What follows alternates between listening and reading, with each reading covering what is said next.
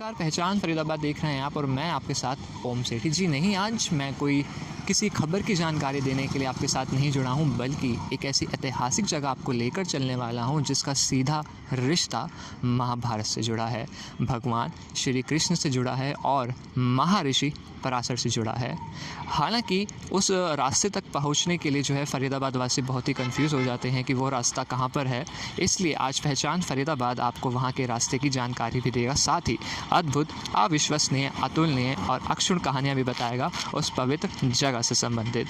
दरअसल अभी हम खड़े हैं बड़खल जो झील है, बड़खल झील की सड़क पर खड़े हैं। अगर आप सीधा SGM नगर वाली साइड से आते हैं, अगर एशियन हॉस्पिटल वाली साइड से आते हैं तो एक कट आता है लेफ़्ट साइड पे अंखीर चौक से सीधा, उसी रोड पे सीधी जो है बड़खल झील जाती है और उसी पे पहले लेफ़्ट पे मैं आकृति से कहना चाहूँगा कि पहले लेफ़्ट आपको दिखाएं, ये पहला लेफ़्ट है और ये बड़खल का जो बोर्ड है, इसी बोर्ड के बिल्कुल सामने से होकर गुजरता है उस पवित्र जगह का रास्ता। तो चलिए फिर ज़्यादा समय ना लेते हुए सीधा चलते हैं उस पावन धरती पर, उस पावन जगह पर। रोमांचक इस मंदिर का नाम है पुरसून, उससे भी ज़्यादा रोमांचित तो यहाँ का रास्ता है, इस मंदिर तक पहुँचने का रास्ता है। आप देख सकते हैं यहाँ पर हरियाली हरियाली है, हरियाली के साथ साथ यहाँ पर पेड़ पौधे आपको दिखाई देंगे दोनों ही तरफ। ये आप सामने सड़क देख सकते हैं, बिल्कुल वीरान सी सड़क है, बिल्कुल शांति वाली जगह है ये।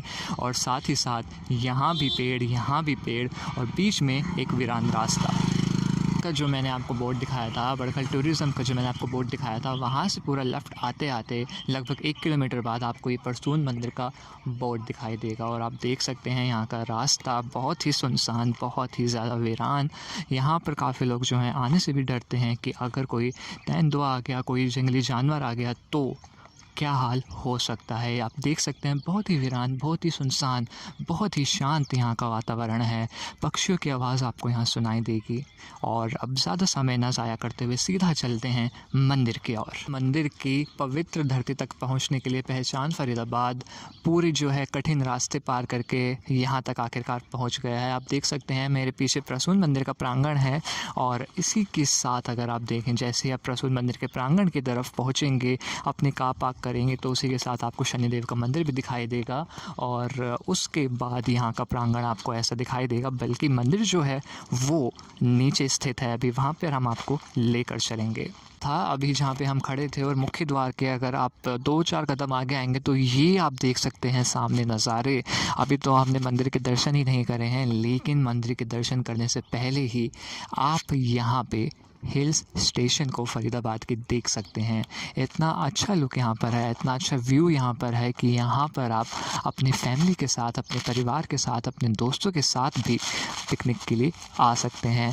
अगर आप उस तरफ देखें, सामने सारे मंदिर ही मंदिर आपको दिखाई देंगे और मंदिरों के साथ यहाँ पर एक गौ माता के पीछे अगर आप देखें तो बहुत ही अद्भुत नज़ारा है, बहुत ही अविश्वसनीय नज़ारा है कि फरीदाबाद में भी ऐसे नज़ारे यहाँ पर मौजूद हैं।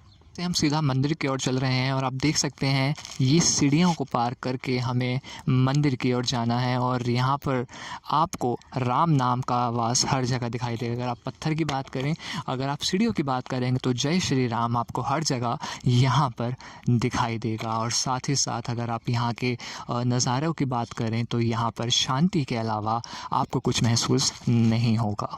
मंदिर की सीढ़ियों को जैसे ही पार करके आप आएंगे, आपको पार करते ही यहाँ पर एक कुंड दिखाई देगा। इस कुंड का नाम है ब्रह्म कुंड। यहाँ पर 3 कुंड हैं, ब्रह्म कुंड, हथनी कुंड और एक और कुंड है। सर कुंड के बारे में आपको जो है हम जानकारी आज देंगे। इस कुंड में आप देख सकते हैं यहाँ पर महंत अमरदास जी हैं, इस मंदिर के स्नान कर रहे हैं। और चलिए आगे की तरफ चलते हैं अभी और आपको दिखाते हैं। अंदर आ चुके हैं और आप देख सकते हैं यहाँ पर महर्षि पराशर जी की मूर्ति रखी गई है और कितने सदियों से ये मूर्ति यहाँ पर पड़ी है। और साथ ही साथ अगर आप साथ में ही देखें बरगद का पेड़, तो ये पेड़ भी बहुत ही, जिसे कहते हैं, अगर आप इस पेड़ के अंदर जो भी मन्नत मांगते हैं, आप यहाँ पे मौली लगा के, रोली लगा के, आपके हर एक मन्नत को ये पेड़ पूरा करता है। आप सामने देख सकते हैं माता की मूर्ति भी लगी पड़ी है और ये पूरा मंदिर के अंदर का नज़ारा मैं आपको बता रहा हूँ। इस पावन जगह का इतिहास द्वापर युग से चलता आ रहा है। करोड़ों बारिशें, करोड़ों तूफान सहकर भी आज ये मंदिर यहाँ खड़ा है। 3 तरफ से पहाड़ी से घिरा ये मंदिर करीब 250 फुट नीचे तलहटी में स्थित है। निचाई होने के कारण ये जगह हर तरह से शोर शराबे से दूर है। मंदिरों में केवल पक्षियों की चहट ही आपको सुनाई देगी।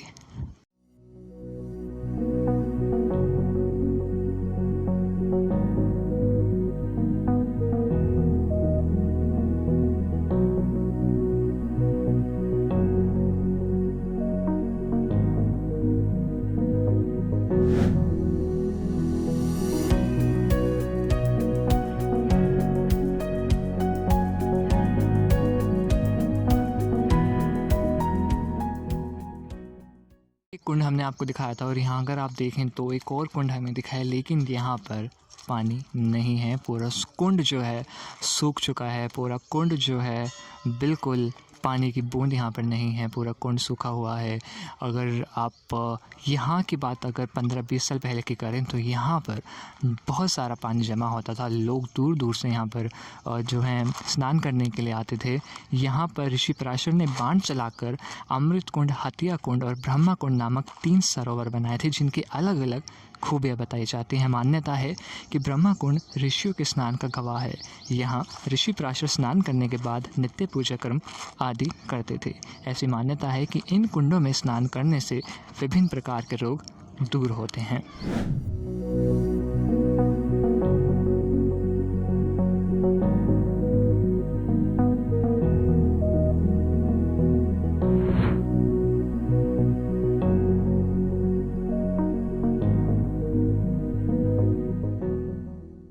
हमारे साथ अब जुड़ चुके हैं प्रसून मंदिर के महंत श्री अमरदास जी, और आइए इनसे जानते हैं इस मंदिर के बारे में और भी अनसुने तथ्य। सर, सबसे पहले मैं आपसे जानना चाहूँगा कि प्रसून मंदिर का नाम प्रसून कैसे पड़ा? ये महर्षि पराशर जी ने यहाँ तप किया था 5,500 वर्ष, तो उनके नाम पे ही प्रसून पड़ा, जिनमें उनका नाम भी प्रसून है। पराशर जी के नाम पे ही प्रसून मंदिर पड़ा है। तो सर, यहाँ के बारे में बहुत ही कहानियाँ बताई जाती हैं कि यहाँ पे आसपास बहुत सारी गुफ़ाएं हैं जो अब गुम हो चुकी हैं। उन गुफ़ाओं के बारे में क्या कहानी है पीछे की? प्राकृतिक आपदाओं की वजह से वो गुफाएं जो हैं लुप्त हो गई हैं, दब गई हैं। जैसे पहाड़ खंडन होता है तो उसमें दब गई हैं वो। उन गुफ़ाओं के में लोग बहुत सारी चीज़ें बोलते हैं कि उन गुफ़ाओं के अंदर बहुत कुछ प्राचीन जो है चीज़ें थीं, बहुत सारे तत्व थे। क्या इसके पीछे उनकी सोच जो है बिल्कुल सटीक है? पहले वो गुफाएं कम से कम 7-7, 8-8 किलोमीटर की थी वो, तो उनमें जाना हर आदमी के बस में नहीं था, असंभव था। तो वो जो पहले संत लोग अपने योग बल से, तपोबल से जाया करते थे, और वो प्राकृतिक आपदाओं की वजह से वो जो है दब गई हैं, तो उस वजह से वो मिलता नहीं है गुफा। महंत जी, यहाँ पे 3 कुंड हैं। हर एक कुंड की अपनी अलग विशेषताएं बताई जाती हैं। कौन से कुंड की क्या क्या विशेषताएं हम हमारे दर्शक ये ज़रूर जानना चाहेंगे। एक तो पराशर कुंड, ब्रह्म कुंड और हथिया कुंड, एक अमृत कुंड, ये 3 कुंड हुए हैं। पराशर कुंड और ब्रह्म कुंड एक ही नाम है। तो इनमें स्नान करने से ये जो है, पहले तो ये समझना चाहिए कि भाई ये जल का यहाँ क्या मतलब महत्व है। तो यहाँ जब महर्षि पराशर जी ने 5,500 वर्ष तप किया, तो कोई भी जहाँ भी कोई भी व्यक्ति या संत महात्मा रहेंगे तो उनको जो है जल की सबसे ज़्यादा आवश्यकता रहेगी। तो ये सारा अरावली क्षेत्र है, और अरावली क्षेत्र में जो है गवर्नमेंट की तरफ से कुछ डिक्लेयर है, सूखा पहाड़ है। तो उन्होंने अपने यहाँ तपोबल से ये जल निकाला है। तो इसमें स्नान करने से शारीरिक रोग, तन जो है शुद्धि होता है, शुद्ध होता है, और चर्म रोग इत्यादि जो है ये दूर होता है। और सेम ऐसे ही हथिया कुंड में उसमें भी स्नान करते हैं। अमृत कुंड जो है वो लुप्त हो चुका है इस टाइम, क्योंकि प्राकृतिक समझ लो या वर्षा की कमी समझ लो या कोई अन्य और कारणों की वजह से, जैसे ये खनन हुआ है तो उसकी वजह से भी। यहाँ की मान्यता ये भी है महंत जी कि जब हनुमान जी संजीवनी बूटी लेकर आ रहे थे लक्ष्मण जी के पास जा रहे थे, तो यहाँ पर उन्होंने कुछ देर विश्राम किया था और महर्षि पराशर जी के साथ कुछ समय बिताया था। हनुमान जी के साथ साथ हनुमान जी तो त्रेता युग में आए थे और पांडव भी यहाँ 6 महीना बिता के गए हैं। जब लक्ष्मण जी को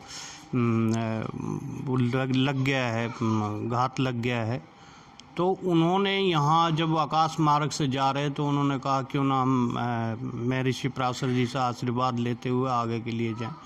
तो जब वो वायु वेग से उतरे तो जिस पत्थर पे वो उतरे हैं उस पे आज भी उनके चरण चिन्ह विराजमान हैं। और पांडव यहाँ 6 महीने रह के गए हैं। भगवान कृष्ण जी यहाँ आए हैं।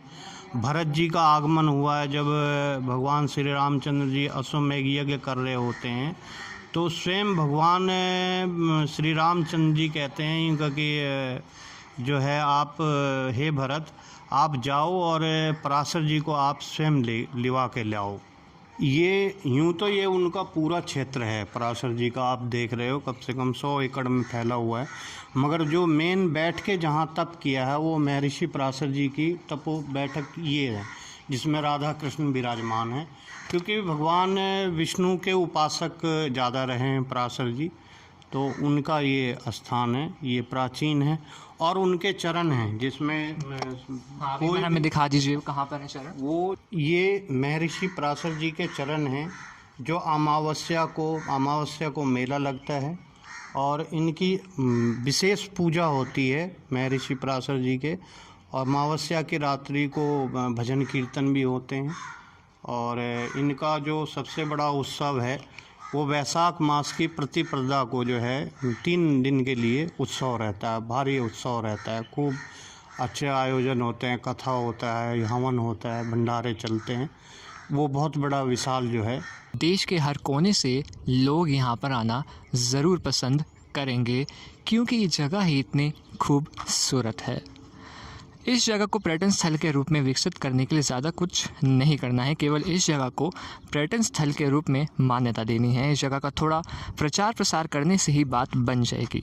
यहाँ किसी तरह के निर्माण की भी आवश्यकता नहीं है क्योंकि वह यहाँ की प्राकृतिक सुंदरता को नुकसान पहुँचाएगा।